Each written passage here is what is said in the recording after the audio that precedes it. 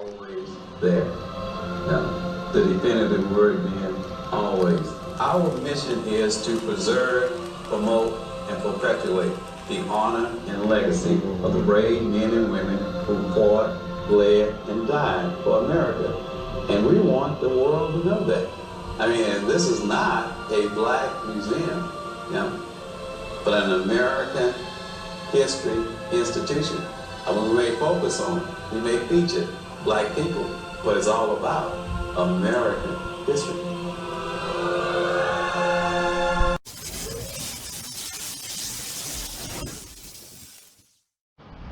We're at the Buffalo Soldiers National Museum, Houston, Texas.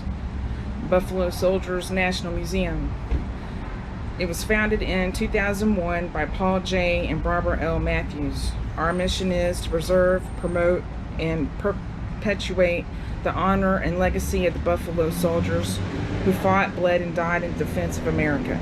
It is a vision of the museum that a feeling of pride and patriotism will be realized and everyone due to the gallant contributions of men and women across all cultures and ethnicities who have served in America's armed forces. The Houston Light Guard was formed in 1873 as one of several militia companies organized in Texas towns of state charter. The Guard's units were organizations of civic pride and served as public safety organizations to support local authority in times of disaster and public unrest. The Guards were obligated to call for duty for the state of Texas. Later, the Guards could be called to federal duty. Membership was voluntarily, usually made up of civic and local leaders. Members provided their own unique uniforms and equipment.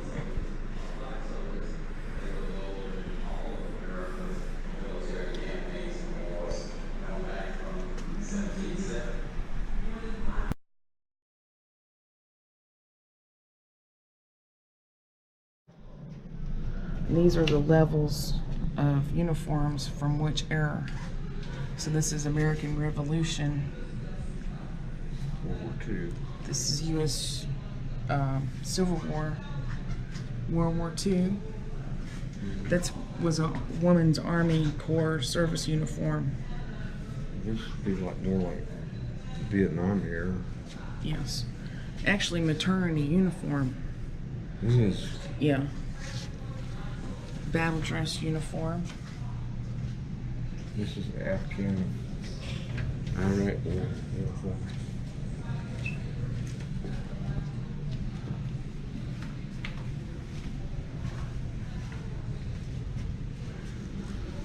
This is a pretty good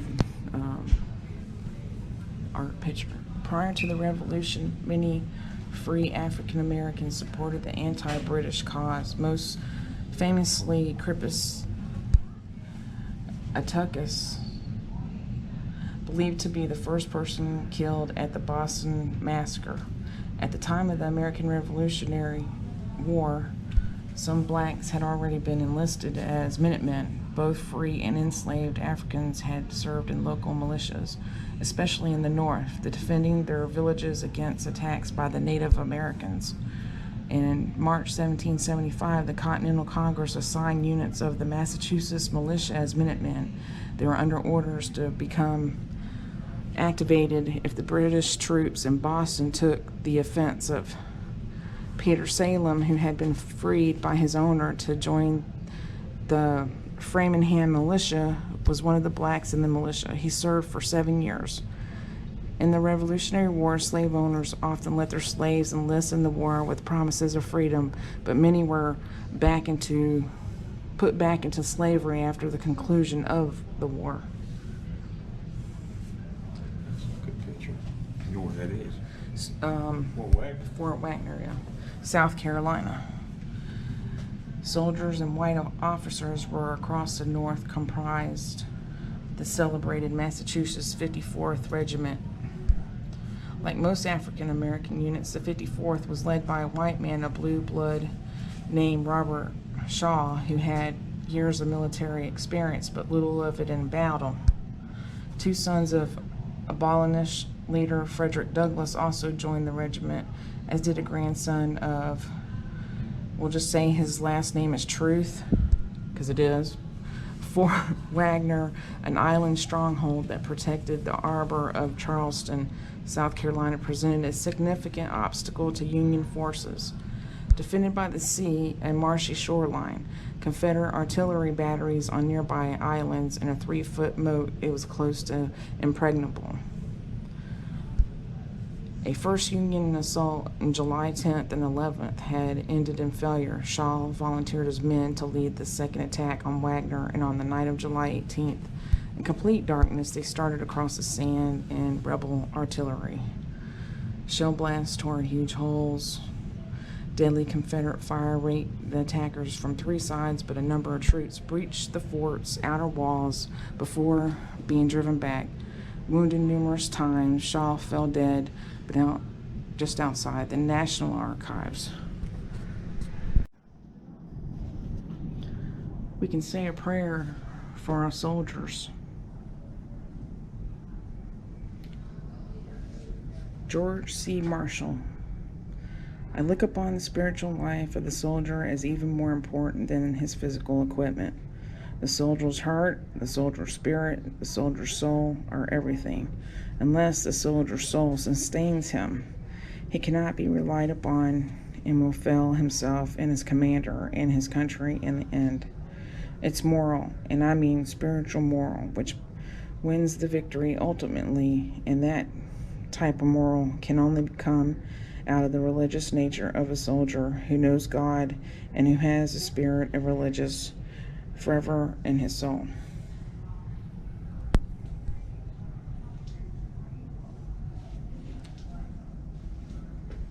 C. Brown.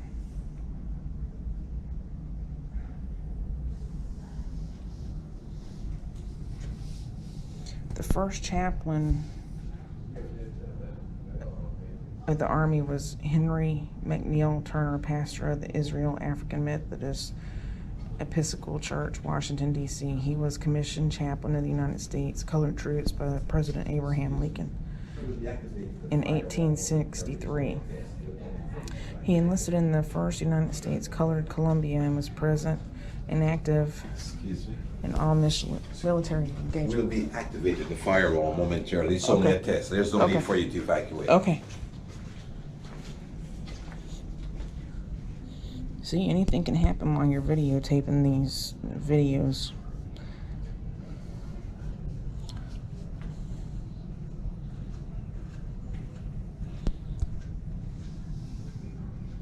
How long will you judge unjustly and show partially to the wicked? Give justice to the weak and the fatherless. Maintain the right of the afflicted and the destitute. Rescue the weak and the needy. Deliver them from the hand of the wicked. They have neither knowledge nor understanding. They walk about in darkness. All the foundations of the earth are shaken.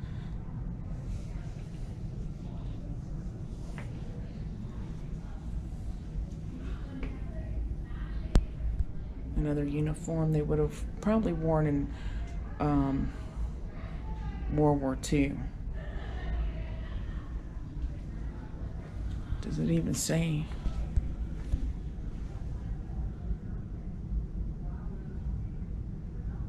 Nope.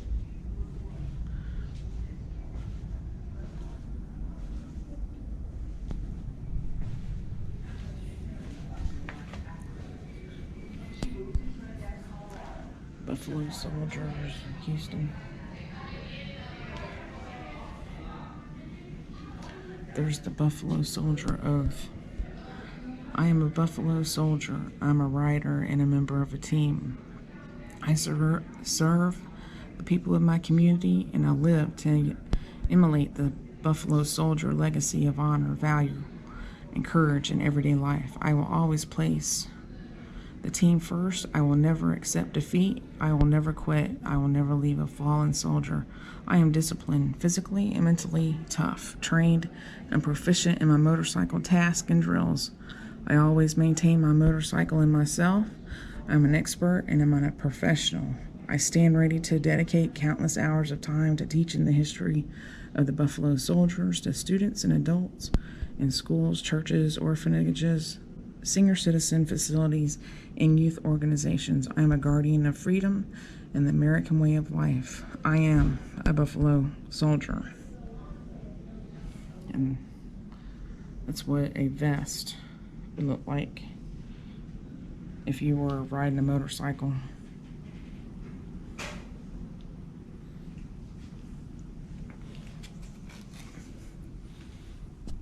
Some of the patches.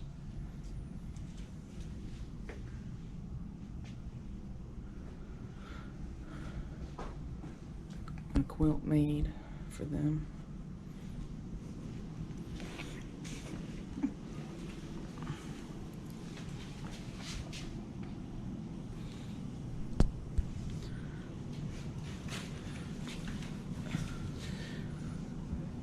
Remove cigarettes in 1972. We used to get those 2 packs right there. Most of ours were Camel. I didn't smoke, so I'd trade mine for canned cookies or something like that. These right here. They were nasty themselves. Well, the MREs are nasty. I guess there's no way of preserving food in the military. There's the astronaut ice cream.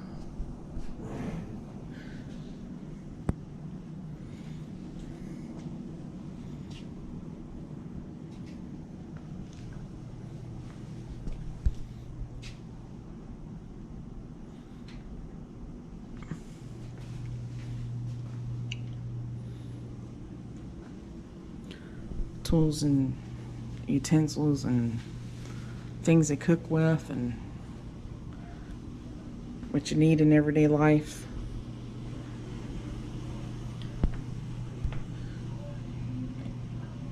And their guns.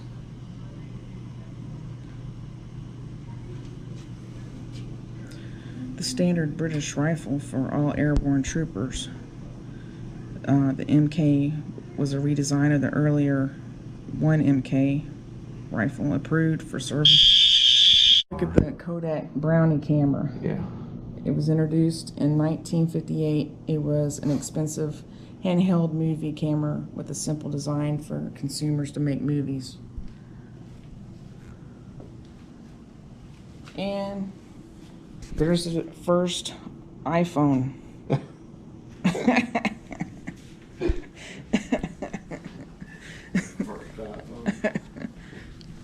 That's the landline radio. This American flag banner was displayed by Trooper Harrison McGuffin at his home in City Camp, Philippines. U.S. Infantry Regiment. This is a woman. At Jefferson Barracks, Missouri. She marched with her company to Fort Harker, Kansas, and Fort Cummings, New Mexico. And despite declining health, she even earned a sharpshooter medal for her skills. In 1868, she trekked 47 miles to Fort Baird, New Mexico, in what would be the final march in her military career. Upon reaching the fort, she was admitted into the hospital for neuralgia, a painful condition likely caused by nerve damage. While in the hospital, her doctor discovered that she was a woman, and she was discharged from the U.S. Army on October 14, 1868. Not much is known about her life after the military. She moved to Trinidad, Colorado, where she applied for military pension in 1892. That application was denied. She probably died before the turn of the century, as there is no record of her on the 1900 census.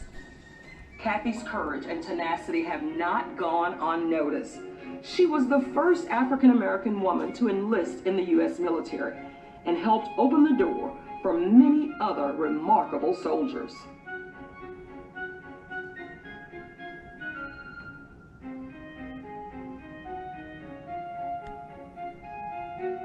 The courage and dedication of this brave woman and many others like her serve as inspiration for us all. This is what she sat in outer space. There's her suit.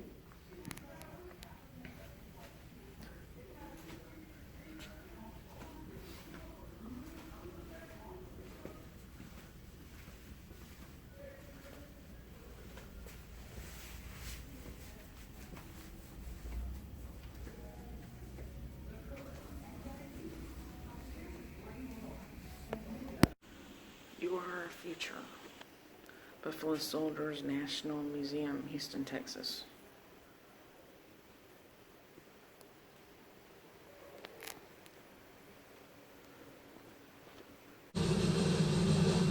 Throughout United States Armed Forces history, African Americans have made their mark in the defense of our nation. So the Buffalo Soldiers, or black soldiers, played a role in all of America's military campaigns and wars, back from 1770.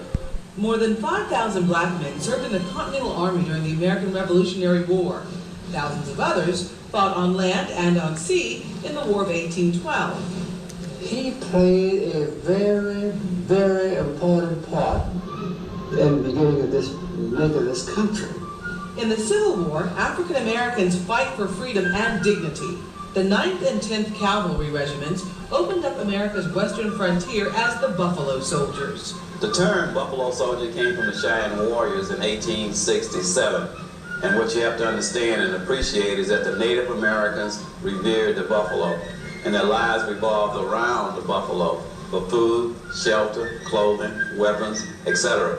And when a buffalo is injured or wounded or cornered, they fight ferociously. They give out. They never, ever, ever, ever give up. So Native Americans saw that same kind of fighting spirit in the 10th Cavalry. You take the fighting spirit on one hand, and on the other hand, the mane of a buffalo resembled the naturally curly hair of some African Americans. So you take those two things, the fighting spirit and the naturally curly hair, and you get what the Native Americans call wild buffalo. And the term wild buffalo became Buffalo Soldier. The 24th and 25th